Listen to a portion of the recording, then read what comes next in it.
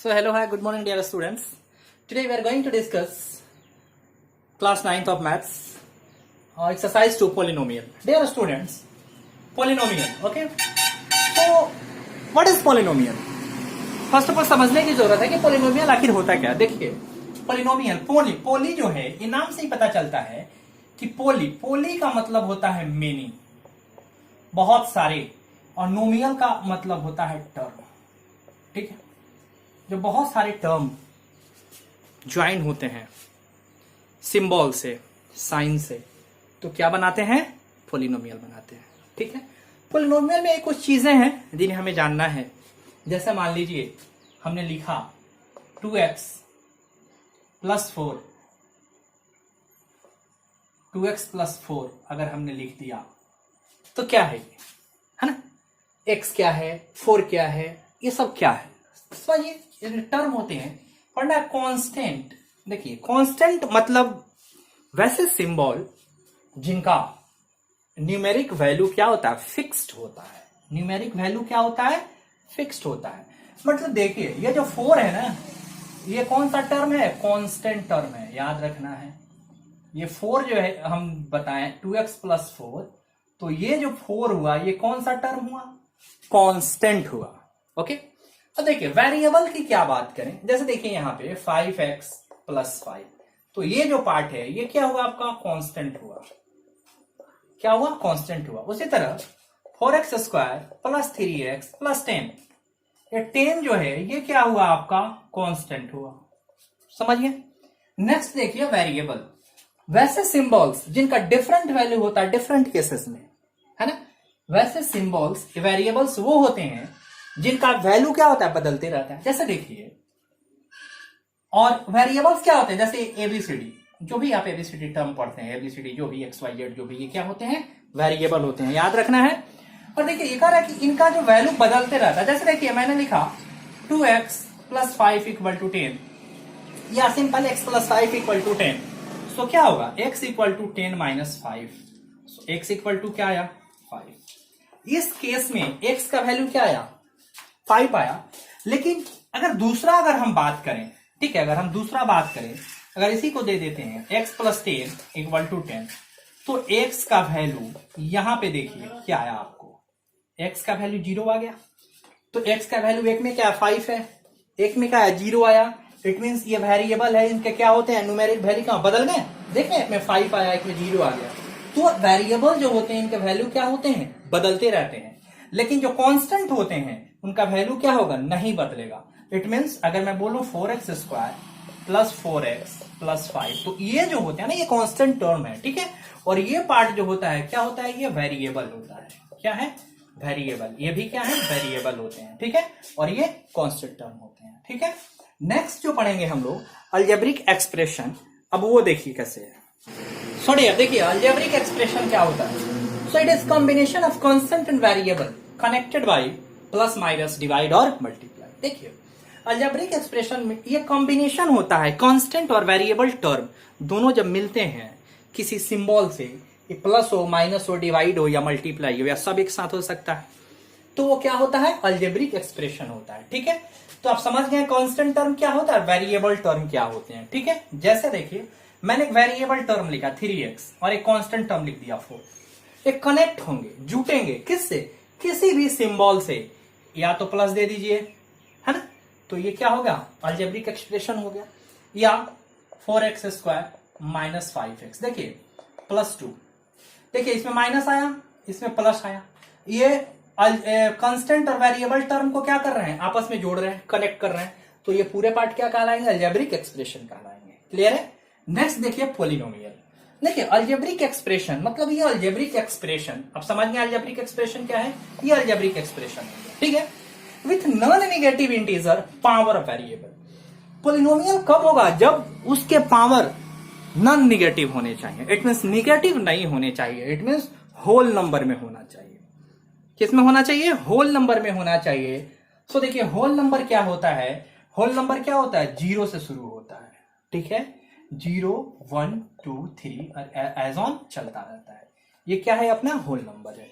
तो इस तरह उनके पावर क्या होने चाहिए? होल नंबर में होना चाहिए अलजेब्रिक एक्सप्रेशन का। जैसे देखिए मैं लिखा x+4, ये क्या है, x+4 मैंने लिखा, तो इसका पावर जब भी होता है किसका होता है, वेरिएबल पार्ट का होता है, ध्यान देना है।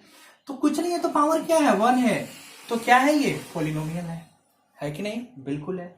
अगर मैं ये लिख दूं x² + 5x + 4, अब देखिए ये भी पॉलिनोमियल है, क्यों है, क्योंकि इसका जो पावर है देखिए होल नंबर में है कि नहीं, 2 है कि नहीं, बिल्कुल है। ये देखिए 1 है कि नहीं, है। लेकिन अगर मैं इसको लिखूं √x + 5, तो बताइए क्या यह पॉलिनोमियल है, बिल्कुल नहीं है। क्यों नहीं है, देखिए क्योंकि रूट जो होता है ना, ये रूट जब इसको हम तोड़ेंगे तो ये पावर ऐसे हो जाएगा,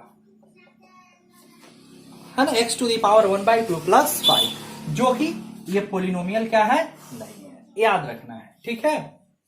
अब देखिए अगर इसको ऐसा लिख देता x6 + 5, तो क्या हो जाता है, ये पॉलिनोमियल हो जाता, ठीक है। तो ये पॉलिनोमियल हम लोग क्लियर किए। देखिए पॉलिनोमियल हम पढ़ रहे हैं, देखिए पॉलिनोमियल, जैसे पॉलिनोमियल अगर रहता, एक और रहता x/5 x⁻6 + 9, तो देखिए ये कैसे होगा, जब ये टूटेगा तो ये कैसे होगा, देखिए ये कैसे होगा, इसको जब हम तोड़ेंगे ऐसा तो आपको पॉलिनोमियल लग रहा है ना, क्योंकि x⁻6 है, वेरिएबल का पावर होल नंबर में है। लेकिन देखिए ये जब टूटेगा तो 5x⁻6 हो जाएगा, + 9 हो जाएगा। अब देखिए ये -6 में हुआ तो होल नंबर में है क्या, ये माइनस होल नंबर में होता है, नहीं होता है। होल नंबर कहां से शुरू होता है, 0 से शुरू होता है, ठीक है ना। सो 0 1 2 3 4 5 एज सो ऑन, तो -6 आ गया, इसलिए क्या है, पॉलिनोमियल नहीं है।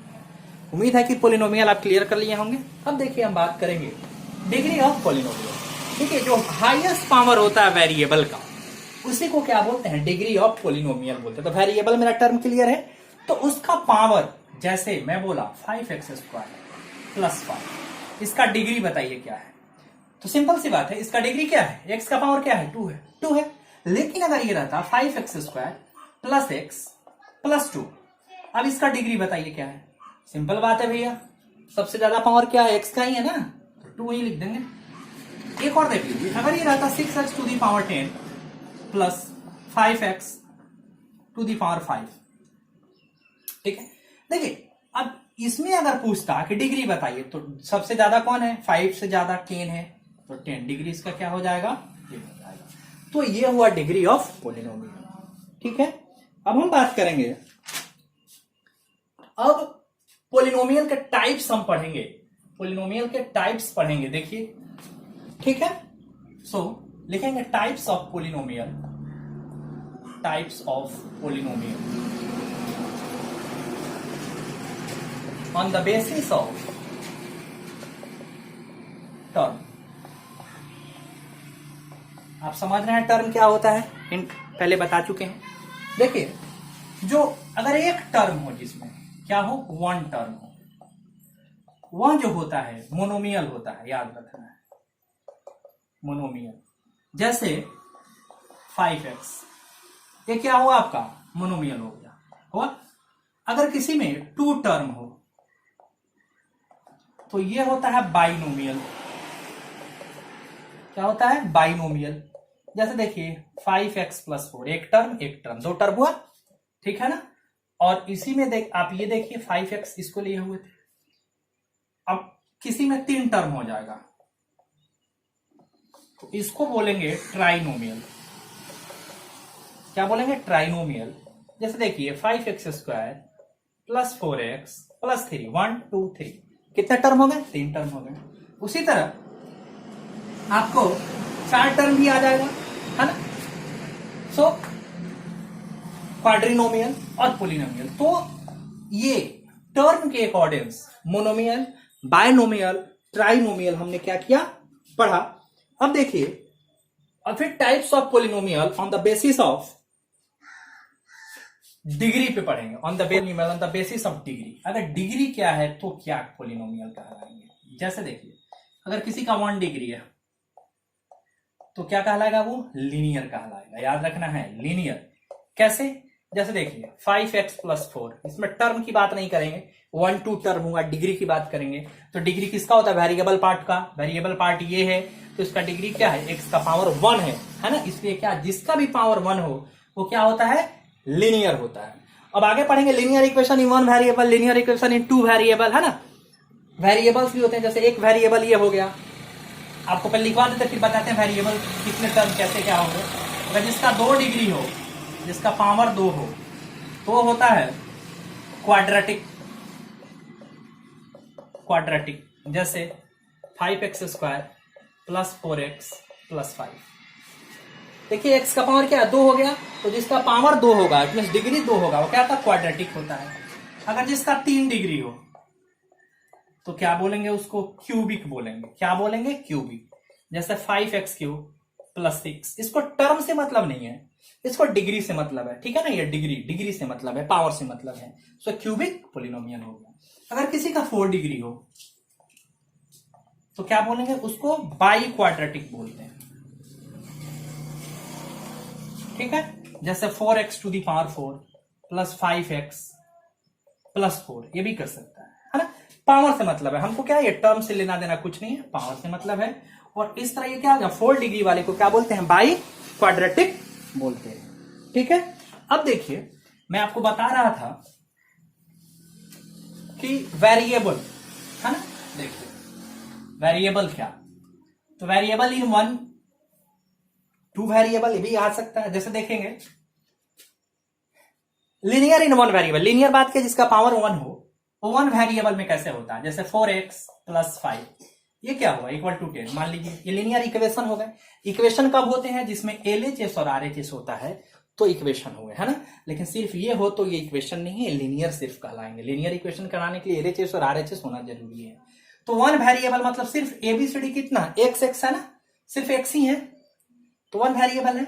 अगर 2 वेरिएबल की बात करते हैं तो 4x प्लस 5 हो जाता, ये 4x प्लस 5 हो जाता, तो लीनियर इक्वेशन इन 2 वेरिएबल हो जाता।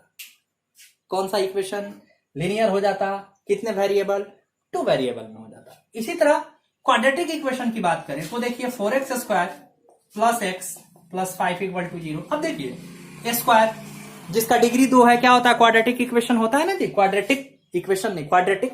तो क्वाड्रेटिक इक्वेशन के लिए RHS है मेरे पास, LHS और RHS, तो क्या लिख दिए, LHS और RHS है तो क्वाड्रेटिक इक्वेशन हो गई है इन 1 वेरिएबल। अगर 2 वेरिएबल की बात करेगा तो 4x² plus 4y² plus 5 equal to 0। देखिए 2 वेरिएबल में आ गए कि नहीं, x का पावर 2 y का पावर 2 आ गया 2 वेरिएबल। तो इस तरह 1 वेरिएबल और 2 वेरिएबल क्या करते हैं, हम इसको फाइंड आउट करते हैं, ठीक है। और इस तरह अपना इंट्रोडक्शन पार्ट जो इस चैप्टर का है कंप्लीट होता है। अगर आपको किसी तरह का भी डाउट है कमेंट कीजिए, हम हैं यहां बताने के लिए आपको।